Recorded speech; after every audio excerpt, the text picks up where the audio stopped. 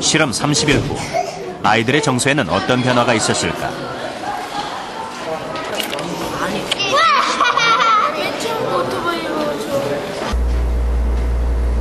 멋진 2층 집이었네. 우리 이번에는 나무 한 그루 그려볼까? 했던 건 응, 기억하네.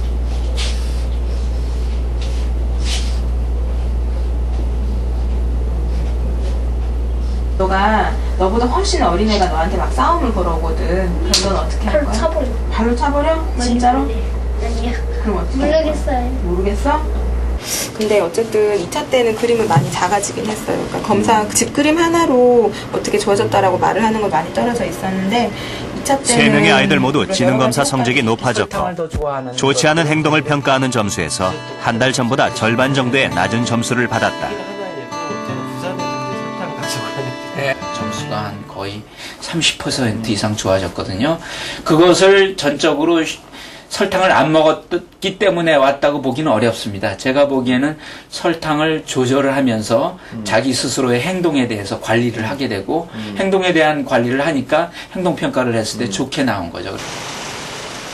최근 들어 설탕이 뇌와 정신에 미치는 영향에 대한 실험과 연구들이 속속 발표되고 있다. 실험지 24마리를 대상으로 한 그룹은 일반적인 식사인 전분을, 또 한 그룹은 설탕을 한 달 동안 먹였다. 그리고 날록산이라는 특수 약물을 각각의 쥐들에게 투여한 뒤 포도당, 즉 설탕의 공급을 완전히 차단했다.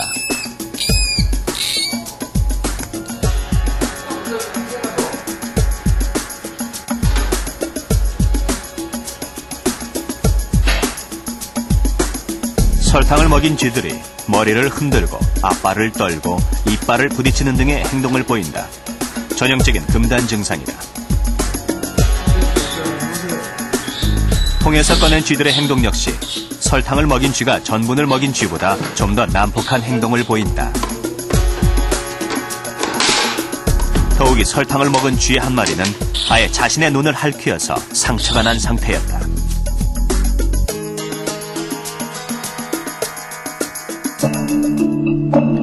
북미 비만연구소의 논문. 설탕을 과도하게 섭취하면 마취 및 진통제 성분이 생성되며 몰핀이나 니코틴의 금단 현상과 비슷한 증상을 보이는 쥐들이 바로 설탕에 중독되었다는 것이다 라는 결론으로 설탕 과잉 섭취의 위험성을 경고하고 있다.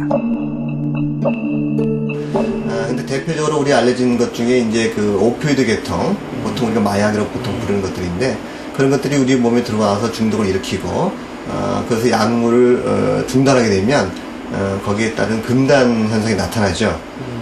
그런데 이제 설탕을 준 다음에 설탕을 중단하게 되면 마치 그 마약을 중단했을 때와 비슷한 그런 금단 현상이 나타날 수 있다면 그것은 중독에 가까운 거 아니겠습니까? 네.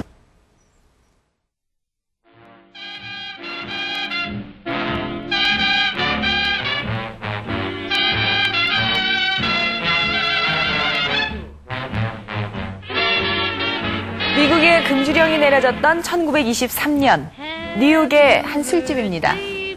사람들이 숨어서 몰래 밀주를 만들어 마시던 시절이죠. 그런데 특이한 것은 사람들이 술을 마실 수 없게 되자 미국의 설탕 소비량이 급격하게 늘어나기 시작했다는 겁니다. 술 대신 바로 이 설탕에 중독되기 시작한 것이죠.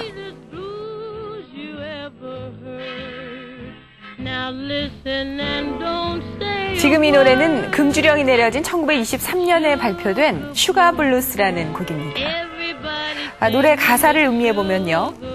누구나 노래를 하네 슈가 블루스. 나는 불행 속에 고통스러워하며 바닥에 쓰러져 죽어가네. 당신은 무슨 말이든 할 수 있겠지. 그러나 나는 혼란스러워하며 달콤하고 달콤한 슈가 블루스에 빠져드네. 설탕, 또 설탕. 달콤한 슈가 블루스에 자꾸만 빠져드네. 이 설탕이 몸에 해롭다는 것을 알고 있지만 자꾸만 설탕의 유혹에 빠져드는 사람들의 모습. 서서히 설탕에 중독돼가는 그 시대 사람들의 자화상을 노래하고 있습니다. 태국 방콕의 외곽에 위치한 사리부리 초등학교.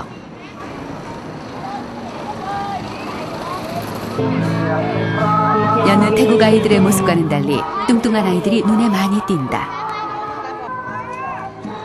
사리부리 초등학교는 태국에서 비만 아동이 2번째로 많은 학교다.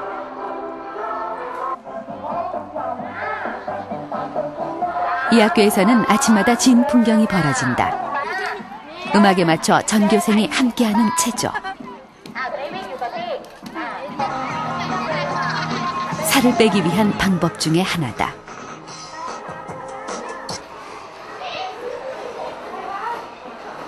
일주일에 2-3번, 비만 정도가 심한 고도 비만의 아이들은 아예 따로 관리하면서 매일 체육관에서 규칙적인 운동을 시키고 있다.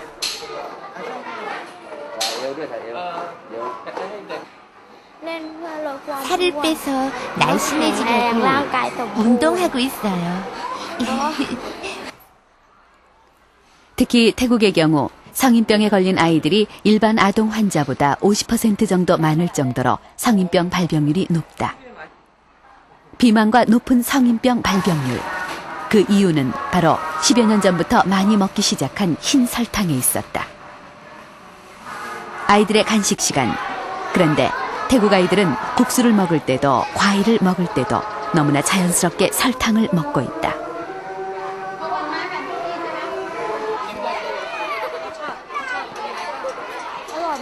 현재 태국 초등학교 학생들 가운데 비만 인구는 30% 정도. 3명 중에 1명꼴로 비만 아동이다. 태국 어린이들의 비만 문제는 이미 심각한 사회 문제로 떠올라 노 슈가 캠페인을 펼치기에 이르렀다. 띠빠띠 교수는 태국 어린이 비만의 가장 큰 원인을 설탕이라고 확신하고 있다. 아이들이 살찌는 건 설탕이 원인입니다. 점점 더 살이 찌는 건 더 많은 설탕을 먹는다는 얘기죠. 예를 들면 10년 전에 한 아이가 1년에 12kg을 먹었었는데 지금은 1년에 무려 30kg이나 설탕을 먹고 있습니다. 2-3배 정도나 증가한 숫자입니다. 설탕과 지방, 둘 중 어느 것이 더 살이 찔까? 얼마 전 흥미로운 실험이 있었다. 실험용 쥐들에게 고지방 먹이와 고콜레스테롤 먹이, 그리고 고설탕 먹이를 각각 한 달간 먹인 뒤 일반 전분을 먹인 쥐들과의 체중 변화를 측정하는 실험.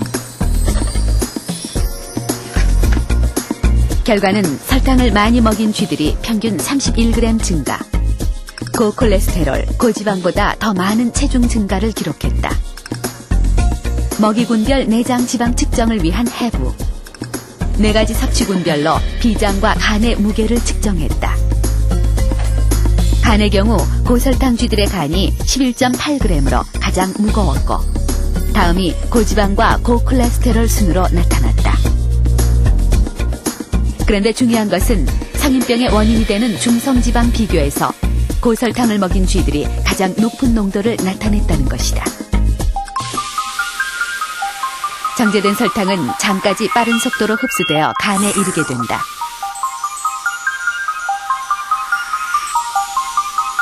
이때 간에 도달한 높은 농도의 당은 중성지방으로 합성되고, 이렇게 만들어진 중성지방은 지방으로 쌓이거나 혈액을 통해 우리 몸을 돌아다니게 된다.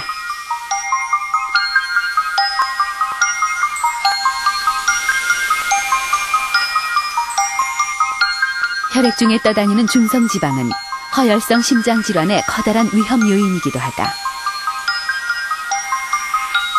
동맥의 벽에 찌꺼기를 끼게 해서 혈관의 탄력을 잃게 하고, 이렇게 혈관이 좁아지면 협심증과 심근경색 등을 일으킬 수 있기 때문이다. 특히 한국인의 경우 고지혈증 중 중성지방 농도가 높은 고중성지방 혈증의 빈도수가 굉장히 높고, 외국의 연구에서 허혈성 심장병의 위험 인자로 고콜레스테롤 혈증보다는 고중성지방 혈증을 들고 있습니다. 얼마 전 미국 학교 내에 소다수 판매 금지 조치가 내려졌다. 그 이유는 탄산음료를 통한 설탕의 섭취가 미국 비만 인구 증가의 주요 원인이라는 것이다. 실제로 미국인들은 과자나 캔디를 제치고 탄산음료에서 가장 많은 설탕을 섭취하는 것으로 조사되기도 했다.